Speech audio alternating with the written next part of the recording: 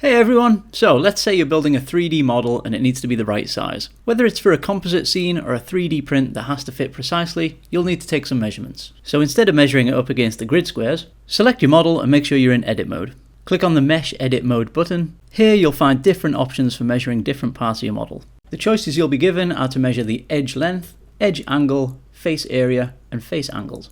Here we've selected edge length, and as you can see, whenever we select an edge or a face, we get the measurements for the edges in that face.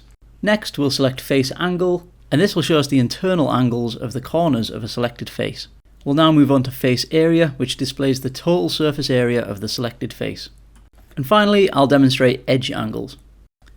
Selecting this will give you the angle between two faces along a selected edge, which is useful for checking slopes or beveled edges. If we have this selected, you can also see changes of the angles in real time whilst parts of the model are being moved around.